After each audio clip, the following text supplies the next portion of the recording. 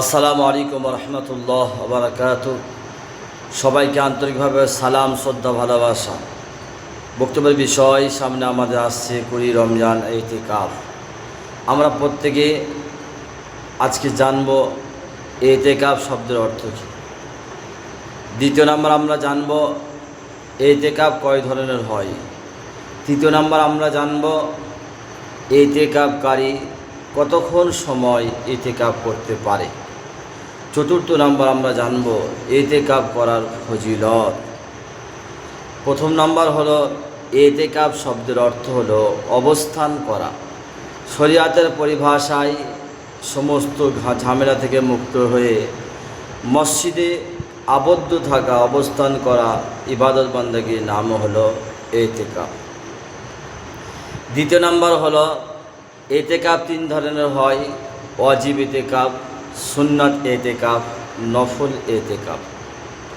ওয়াজিব ইতিকাফ হলো কেউ যদি নিয়ত করে, মান্নত করে যে আমার শরীর ভালো হয়ে গেলে পরে, আমার সে সন্তানের রোগ ভালো হয়ে গেলে পরে আমি একদিন ইতিকাফ করব, এটা হলো ওয়াজিব, এটা করা জরুরি।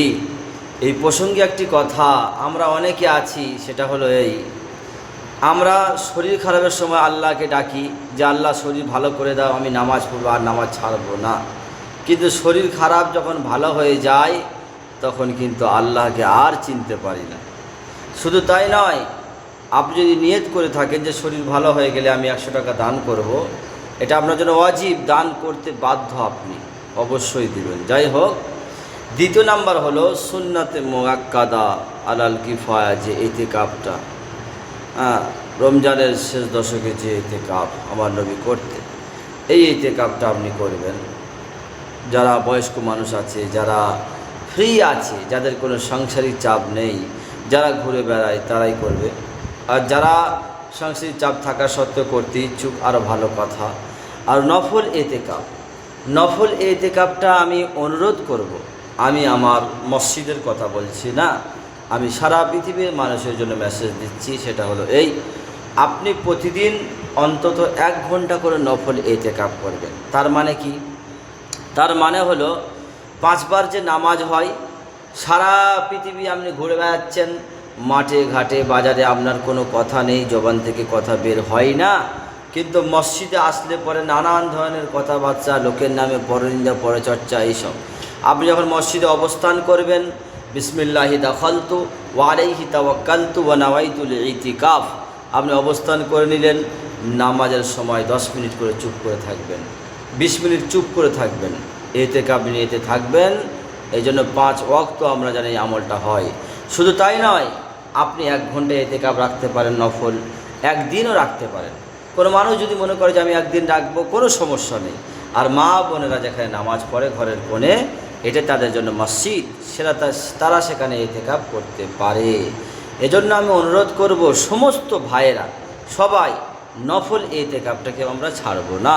অন্তত একটা দিন, না হয় 1 ঘন্টা, না হয় 5 ঘন্টা, না হয় 10 ঘন্টা ইতিকাফের নিয়তে আমরা থাকবো ইনশাআল্লাহ।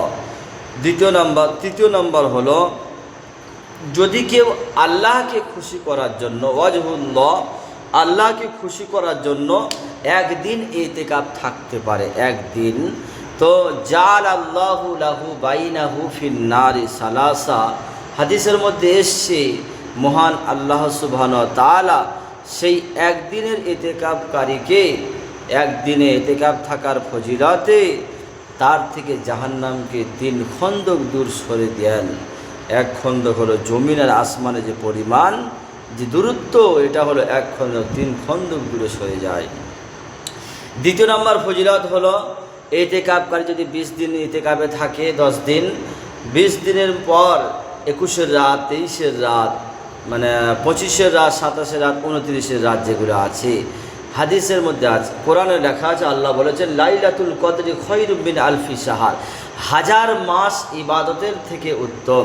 স্বাভাবিক গতিতে মানুষ বাঁচে, 1000 মাস দেখলে স্বাভাবিক গতিতে মানুষ বাঁচে ওই 50 বছর, 60 বছর, 70 বছর।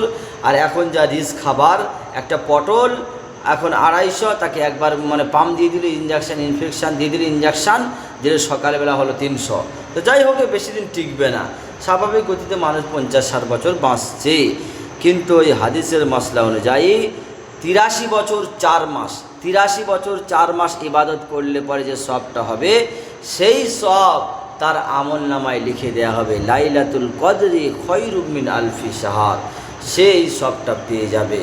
আর তার প্রথম নাম্বার সবথেকে গুরুত্বপূর্ণ কথা হলো এই, এতেকাবকারীর ফজিলত হলো, এতেকাবকারী যখন দুনিয়াতে ছিল, মসজিদ যখন অবস্থান করেনি, সে তখন মসজিদ থেকে কাঁটা সরিয়ে দিত, মসজিদ থেকে ধুলাবালি সরিয়ে দিত, রাস্তায় জিনিস পরিষ্কার করে দিত, গরিব মানুষকে দেখতে যেত, মানে অসুস্থ হলে তাকে দেখতে যেত।